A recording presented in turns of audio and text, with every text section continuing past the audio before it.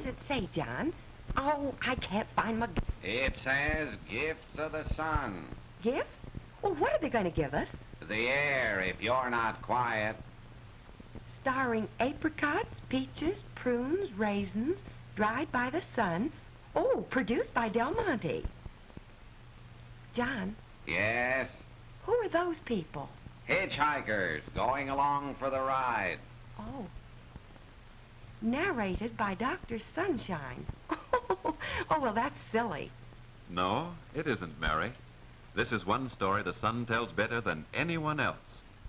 You know, it's a big job to be the sun. There are a lot of climates, a lot of countries to look after, to keep vigorous and healthy. I do right well at it, too, if I do say so myself. But down there in one corner of the earth is a spot called California, where I've been, well, sort of extra liberal with my talents. Why? Well, they've got some soil and water just suited to growing things, fruit trees especially.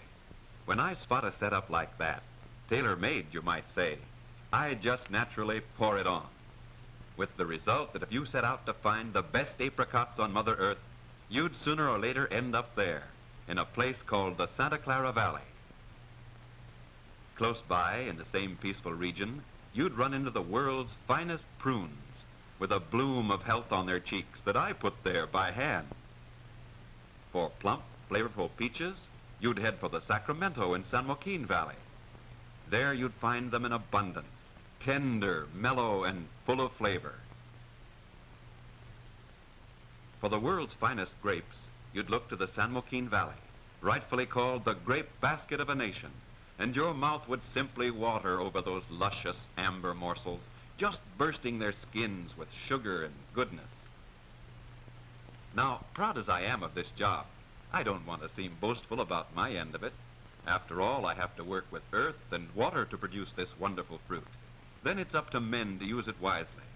One of the wise ways they found long centuries ago is the preservation of fruit by drying. I want to tell you about that. Now, I've seen a lot of fruit drying in my time, but the best job I know is done under the eagle eye of Del Monte, one of the world's great factors in the dried fruit industry. So follow closely and see how Del Monte puts me, old Dr. Sunshine, on their dried fruit payroll. Of course, to produce good dried fruit, you've got to begin with good, sound, fresh fruit. That's important. Why, I always thought dried fruit was just the leftovers. Leftovers, Mary. Not a bit of it. Much of California's finest fruit is grown especially for drying. 70% of her apricots and raisin grapes, more than half her freestone peaches, almost her entire prune crop. Does that look like leftovers? No, ma'am. Dried fruit is a mainline industry from start to finish. Year after year, I've watched Del Monte buyers go out to those favored fruit-growing regions and literally comb them over, buying only the better crops for their dried fruit pack. As a result of this, and I can vouch for it, Del Monte quality is built on selected fruit. Of course, selected fruit means more than fruit from favored areas. It also means fruit of perfect ripeness, and I'll tell you why. If it isn't ripe and just about running over with sugar and sweetness, it's no good for drying. The resulting product will be flat and tasteless. There's no second guess on a deal like that. Fruit is either ripe or it isn't, and you can't hang it back to ripen once you pick it too soon. So Del Monte stipulates that constant checks be made in the field. Ripeness is the rule, full sugar content the measuring stick on any and all fruit earmarked Del Monte. Not until those plump parcels of nature are almost bursting with sugar is the go-ahead given the pickers. That's the way it is with peaches, grapes, and apricots. It's up to men to time the ripeness. But over in the prune department, I hold the stopwatch myself. The prunes sit up there basking in my warm rays until sugar content reaches a peak. That's the instant of perfect ripeness. At that moment, I kind of press a button and the prune lets go. Before they parachute to earth, the soil is carefully prepared so they land on a nice soft cushion. When the pickers gather them up by hand, each prune is perfectly ripe, and that's a fact. Selected fruit destined for Del Monte.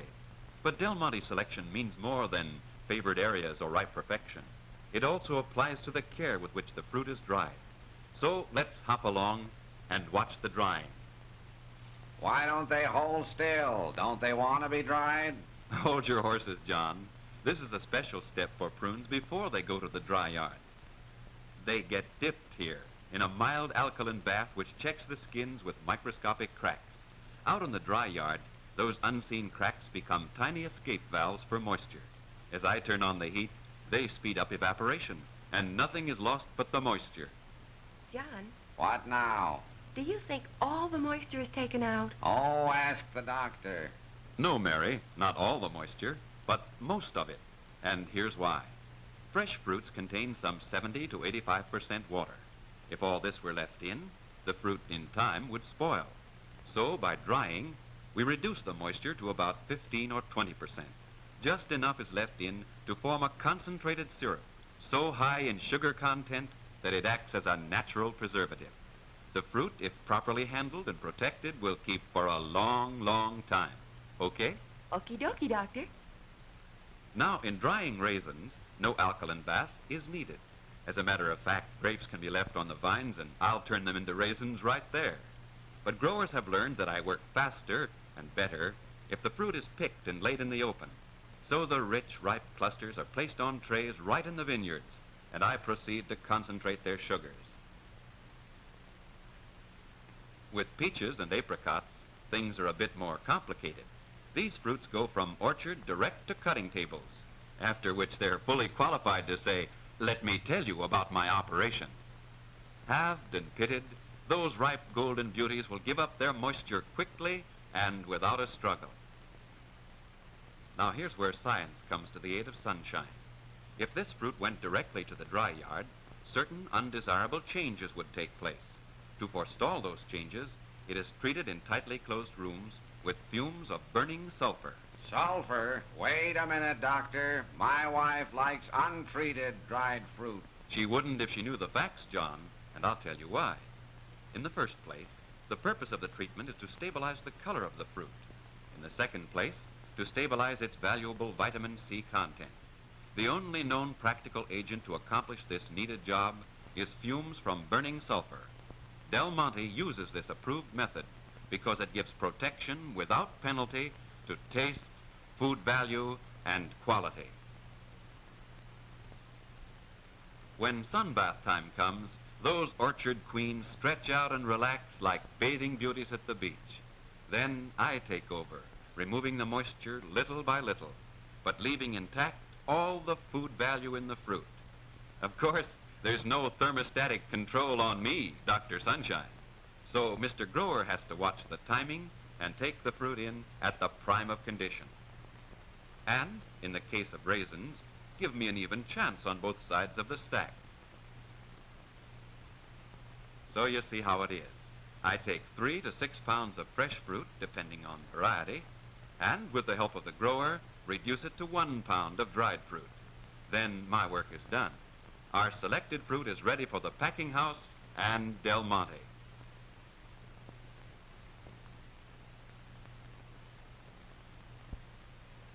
If I tried to tell you in one word the secret of Del Monte quality, that word would be control.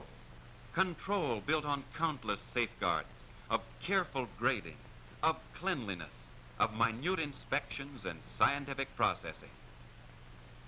Del Monte control begins at the front door of the packing house.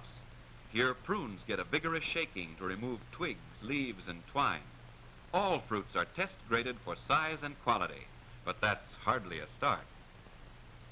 Del Monte knows that to every purchaser, the size and uniformity of dried fruit are mighty important. To catalog it, Del Monte really goes to town. Not by guess, not by human say-so, but by the unfailing accuracy of machines. Fast mechanical shakers that jog the fruit along to the first trap door that fits. Bingo, it plops through, automatically classified to uniform sizes. When Del Monte labels say fruit is such and such a size, this machine's the guarantee, and it just can't miss. Of course, that's only size. It doesn't say anything about quality of the fruit. I'll come to that later. Another chapter in control is raisin stemming.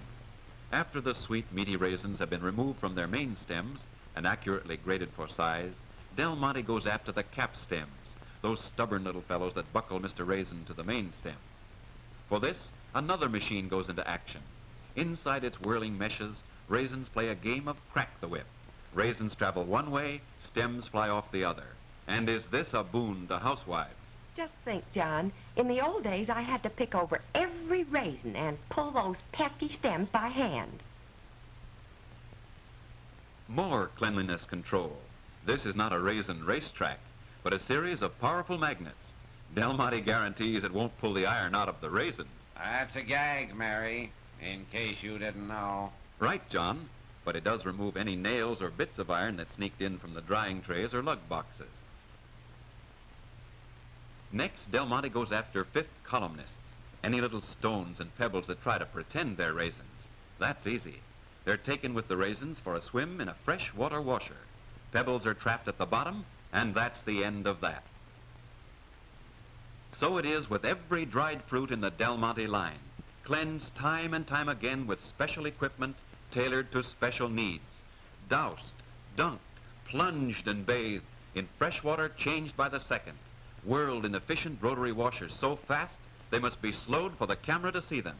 They're back scrubbed with soft bristle brushes, which in actual practice whirl at miles a minute, tubbed in warm water, showered with cold. It isn't done once, it isn't done twice.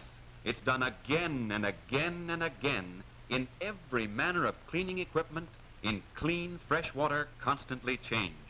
And when those sparkling fruits finally emerge from their ordeal, they're really clean, and how.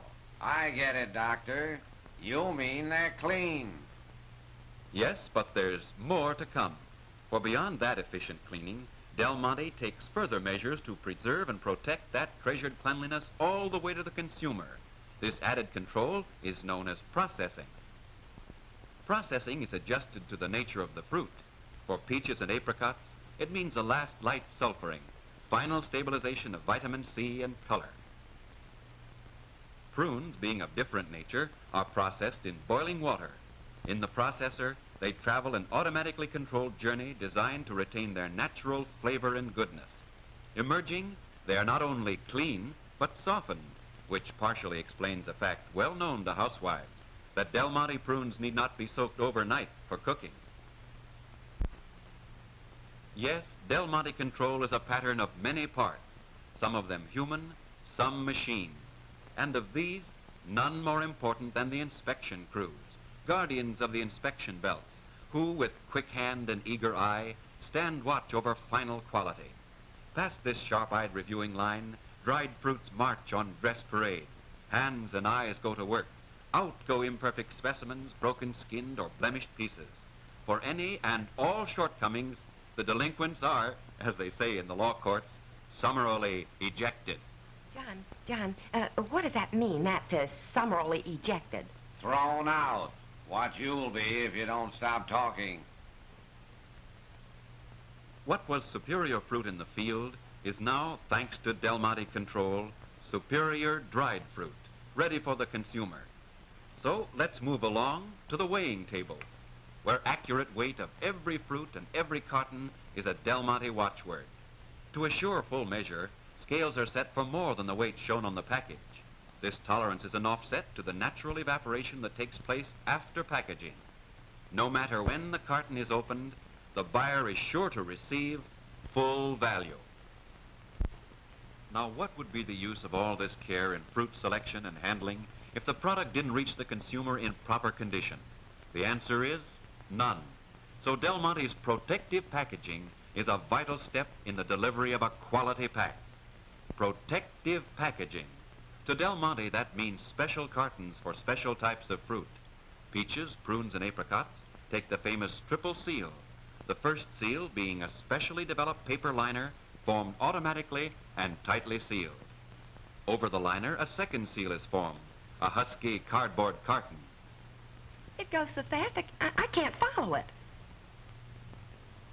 Oh, thank you.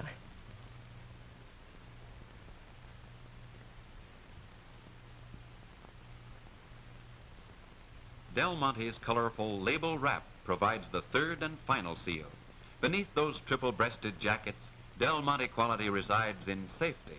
But still another safeguard is added, a code number, mechanically stamped on the package, by means of which Del Monte can identify all of its packages right through to the consumer. For seedless raisins, Del Monte employs the exclusive and famous wax wrap pack. The carton is filled direct, weighed and sealed. Then something magic happens. A marker passes before an electric eye, which, with a single wink, measures off a Del Monte label nice as you please. A very special Del Monte label, impregnated and coated with wax. An electric ironer seals the seams and locks the pack up tight. Those heavy, meaty raisins are now encased in a solid wall of wax, so secure you could sink it in water. Let it stand for hours, and when rescued from the briny deep, those tender Del Monte raisins would be as perfect as the moment they entered the carton. Nothing gets in, nothing gets out. That's protective packaging. There's still a lot I haven't told about dried fruit. Another whole story could be woven around the handling of seeded raisins.